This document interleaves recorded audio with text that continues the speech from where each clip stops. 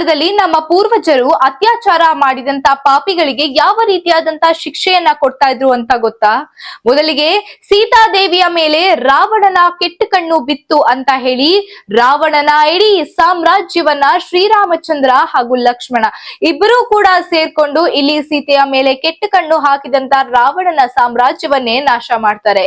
ಅಷ್ಟೇ ಅಲ್ಲ, ಇಲ್ಲಿ ದ್ರೌಪದಿಯ ಸೆರಗನ್ನ ಇಡೀ ಸಭೆಯ ಮುಂದೆ ಅವಳಿಗೆ ಅವಮಾನವನ್ನ ಮಾಡಿದ್ದ ಆ ದುಶ್ಯಾಸನನ್ನ ಬಿಡಬಾರ್ದು ಅಂತ ಹೇಳಿ ಇಲ್ಲಿ ತನ್ನ ಪತಿಯಾದಂತಹ ಭೀಮ ದುಶ್ಯಾಸನನ ಎದೆಯನ್ನ ಬಗದು ಅವನನ್ನ ಮೇಲೆ ಸೇಡನ್ನ ತೀರಿಸ್ಕೊಳ್ತಾನೆ.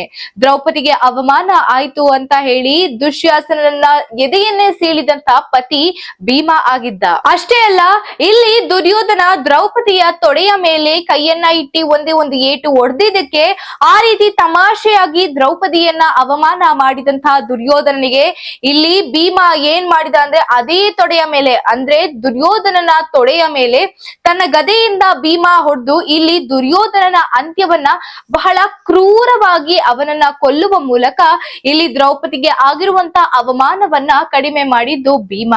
ಅಷ್ಟೇ ಯಾಕೆ, ಛತ್ರಪತಿ ಶಿವಾಜಿ ಆದಂತ ಇವರು ಅಲ್ಲಿ ಆ ಒಂದು ಕಾಲದಲ್ಲಿ ಯಾರ್ಯಾರೆಲ್ಲ ಅತ್ಯಾಚಾರ ಮಾಡಿರ್ತಾರೆ ಅವರಿಗೆ ಕೈಕಾಲನ್ನ ಕಟ್ಟಿ ಅವರ ತಲೆಯನ್ನ ಸೀಳಿ ಆ ಒಂದು ರಕ್ತ ನನಗೆ ಕಾಣಿಸ್ಬೇಕು, ಆ ಒಂದು ರಕ್ತ ಊರಲ್ಲಿ ಎಲ್ಲರಿಗೂ ಕೂಡ ಕಾಣಿಸ್ಬೇಕು ಅಂದ್ರೆ ಯಾಕೆ ಅಂದ್ರೆ ಅತ್ಯಾಚಾರ ಮಾಡಿದಂತಹ ಜನರಿಗೆ ಯಾವ ರೀತಿಯಾದಂತಹ ಶಿಕ್ಷೆಯನ್ನು ನಾನು ವಿಧಿಸ್ತೀನಿ ಅಂತ ಎಲ್ಲರಿಗೂ ಸಹ ಗೊತ್ತಾಗಿ ಎಲ್ಲರಲ್ಲೂ ಭಯವನ್ನ ಪಾಡ್ಬೇಕಾಗುತ್ತೆ, ಎಲ್ಲರಲ್ಲೂ ಕೂಡ ಆ ಒಂದು ಭಯವನ್ನ ಮೂಡಿಸ್ಬೇಕಾಗುತ್ತೆ ಅಂತ ಈ ರೀತಿ ಮಾಡ್ತಾನೆ. ಕಲ್ಸಾ ವಾರಿಯರ್ಸ್ ಅವರು ಅತ್ಯಾಚಾರ ಮಾಡಿದ್ದಾರೆ ಅಂತ ಒಂದು ಕಾರಣದಿಂದ ಇಡೀ ಮನೆಯನ್ನ ಜೊತೆಗೆ ಜೀವಂತವಾಗಿ ಅವರನ್ನ ಬೆಂಕಿ ಹಚ್ಚಿ ಸುಟ್ಟಾಕ್ತಾನೆ ಮತ್ತು ಅತ್ಯಾಚಾರಕ್ಕೆ ಒಳಗಾದಂತ ಆಕೆಯನ್ನ ತನ್ನ ಸ್ವಂತ ಮಗಳಾಗಿ ಇಲ್ಲಿ ಕಲ್ಸಾ ಸ್ವೀಕರಣೆ ಮಾಡ್ತಾರೆ.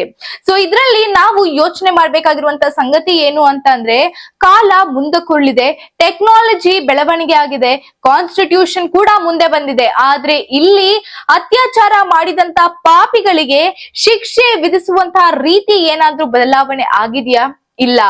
ಅತ್ಯಾಚಾರಕ್ಕೆ ಒಳಗಾದಂತ ಯುವತಿಯರು ಇನ್ನೂ ಕೂಡ ಮನೆ ಬಿಟ್ಟು ಆಚೆ ಬರುವಂತ ಸಂದರ್ಭದಲ್ಲಿ ಇಲ್ಲ. ಆದ್ರೆ ಅತ್ಯಾಚಾರ ಮಾಡಿದಂತ ಪಾಪಿಗಳು ಇನ್ನೂ ಕೂಡ ಸರ್ಕಾರದ ಮುಂದೆ, ಕಾನೂನಿನ ಮುಂದೆ ತಲೆ ಬಾಗದೆ ತಲೆ ಎತ್ತುಕೊಂಡು ಏನೂ ತಪ್ಪು ಮಾಡೇ ಇಲ್ಲ ಅನ್ನುವಂತ ರೀತಿಯಲ್ಲಿ ಓಡಾಡ್ತಾ ಇದ್ದಾರೆ. ಇಲ್ಲಿ ನಮ್ಗೆ ಟೆಕ್ನಾಲಜಿ ಬೆಳವಣಿಗೆ ಆಗಿದೆ, ನಮ್ಮ ಸರ್ಕಾರ ಇದೆ, ಕಾನ್ಸ್ಟಿಟ್ಯೂಷನ್ ಇದೆ, ಕಾನೂನು ಎಲ್ಲವೂ ಕೂಡ ಇದೆ.